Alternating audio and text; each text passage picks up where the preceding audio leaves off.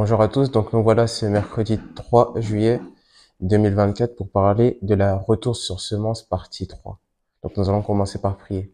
Père éternel, merci pour un nouveau jour, merci pour le privilège de devenir enfant de Dieu par ta grâce et ta miséricorde. Père éternel, nous savons que nous ne sommes pas meilleurs que d'autres, mais c'est toi qui nous maintiens, c'est toi qui nous donne la force de rester où nous sommes aujourd'hui. Père éternel, je prie Seigneur quand nous allons apprendre selon ta leçon. Je prie, Seigneur, que tu nous donnes des instructions à suivre. Je prie, Seigneur, qu'on puisse être édifié et je prie, Seigneur, qu'on part pas comme on a été venu, Seigneur, dans ta présence au nom de Jésus. Amen. Donc, notre titre aujourd'hui, c'est Retour sur semence partie 3. Donc, nous allons prendre notre verset de mémoire, 2 Corinthiens, chapitre 9, verset 10. Celui qui fournit de la semence au semeur et du pain pour sa nourriture, vous fournira et vous multipliera la semence, et il augmentera les fruits de votre justice. Et là, celui qui fournit de la semence au semeur, c'est Christ, c'est Dieu. Donc quand il nous donne parce qu'il sait qu'on est capable de multiplier, il sait qu'on a la capacité, il attend des rendements. Donc je prie que Dieu nous donne la capacité de aussi fournir et avoir des rendements pour sa gloire au nom de Jésus. Notre Père dira, au cours des 2 derniers jours, j'ai discuté des moyens d'obtenir des récoltes à partir des semences que vous faites. Aujourd'hui, je vais me concentrer sur les semences qui sont faites selon les instructions de Dieu. Donc, nous voyons des fois que Dieu nous donne des choses à suivre, des préceptes, des règles et des lois pour en fait en sorte que nous puissions avoir un guide. Donc, il y a des choses qu'on fait parce que c'est écrit, il y a des choses que nous faisons parce que nous avons entendu parler d'après Dieu, parce qu'il faut être attentif à l'écoute de Dieu et nous suivons ses instructions et nous marchons selon son autorité. Donc là, il parle de l'instruction de Dieu. Ces types de semences donnent au-delà de 100. Ils produisent des rendements illimités. Dans 1 Roi, chapitre 17, versets 8 à 16, quand Élie dit à la veuve de lui apporter son dernier repas, et qu'elle obéit, le résultat fut une provision illimitée de nourriture pour sa maison durant la période de la famine. Vous voyez, si elle n'avait pas écouté, peut-être elle serait dans la famine, mais vu qu'elle a écouté, l'obéissance est très important. Quand nous demandons de semer dans le royaume, c'est important d'obéir. Parce que au-delà de notre conviction, ça ramène aussi l'obéissance. Donc si nous avons quelque chose, si nous croyons à quelque chose, nous devons obéir. Si nous croyons en Dieu, nous devons obéir. Quand il nous parle de donner notre dîme, nos offrandes, et même d'investir dans le royaume, ça peut investir dans des gens, dans des familles. Et le but, c'est pas seulement qu'on puisse être édifié par nous-mêmes, c'est plus que le royaume et le plan de Dieu puissent avancer. Donc des fois, nous investissons dans l'église, nous investissons dans des programmes, et c'est pour prêcher la parole. C'est pour un moyen que la personne qui ne connaît pas Christ puisse connaître Christ, et c'est une opportunité que Dieu veut à chaque fois avoir comme objectif. Il dira que quand Dieu vous ordonne de donner et vous obéissez, il déverse des bénédictions illimitées sur vous. Si vous voyez, si vous remarquez, il dit illimité plusieurs fois. Parce qu'avec Dieu, il n'y a pas de limite. Donc, quand il fait des rendements, c'est pas qu'on soit limité. Quand il nous donne des choses, des talents, des dons, et même des bénédictions, c'est illimité. C'est pour ça que Dieu, on dit que c'est un Dieu éternel. C'est pas quelque chose qui limite dans un temps. C'est pas temporaire. Ça dure une éternité. Lorsque je suis devenu surveillant général des crades, le revenu mensuel total de l'église était inférieur à mon salaire mensuel de maître de conférence, avec ma démission. Quand nous finissons de payer les salaires du personnel, il ne me resterait généralement plus rien. Si vous remarquez, il y a beaucoup de choses qu'il dit. Il parle de son salaire, il parle de sa démission. Il faut prêter attention à cette histoire, parce qu'elle est importante. Les choses étaient difficiles et j'avais hâte de percevoir ma gratification, parce que j'avais servi le gouvernement pendant de nombreuses années. Mon plan était d'investir une partie de l'argent et d'économiser une partie, espérant qu'avant que j'ai fini de dépenser mes économies, l'église aurait grandi au point où je pourrais commencer à percevoir un salaire. Quand la gratification est arrivée, je me suis souvenu que Dieu était maintenant mon commandement en chef. Alors, je lui ai demandé comment dépenser l'argent.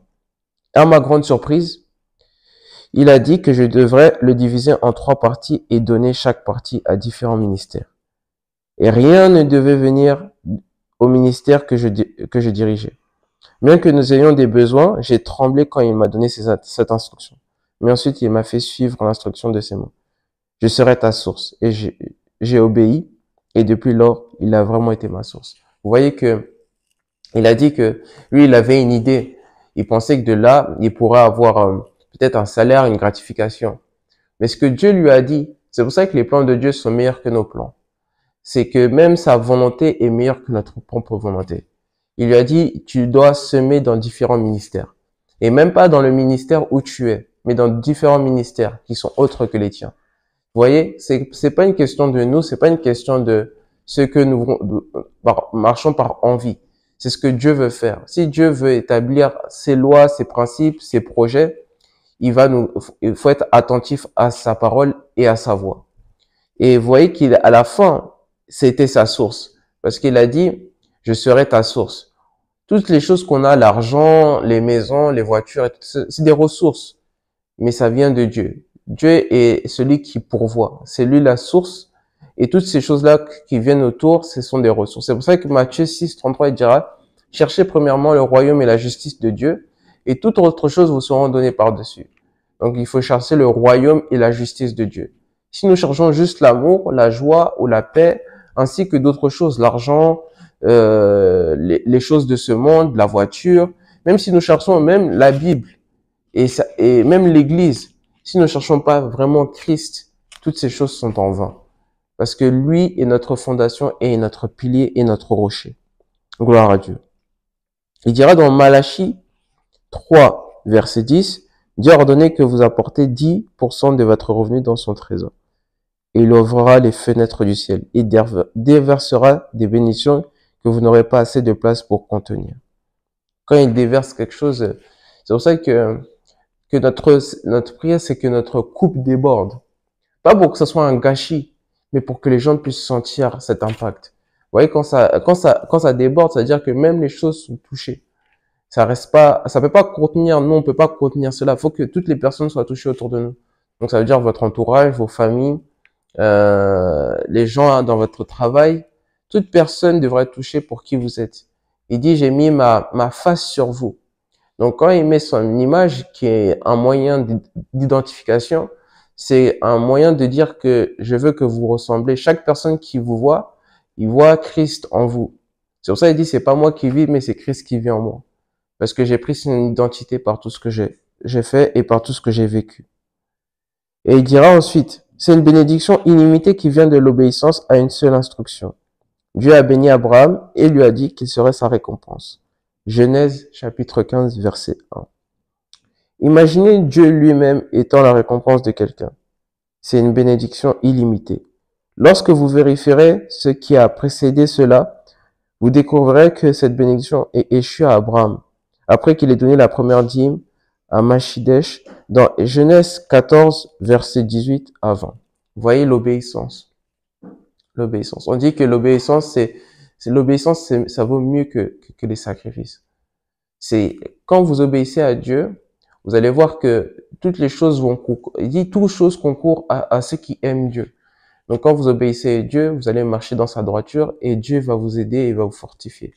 Parce que c'est lui notre pilier, c'est lui notre rocher et il nous gardera dans les choses que nous vivons et dans les épreuves que nous passons. Il dira, votre dîme est une entrée importante vers les bénédictions illimitées de Dieu. La dîme, c'est très important, ça permet de soutenir l'Église, de faire avancer le royaume et les projets que Dieu a pour ce monde et pour cette nation et pour l'Église.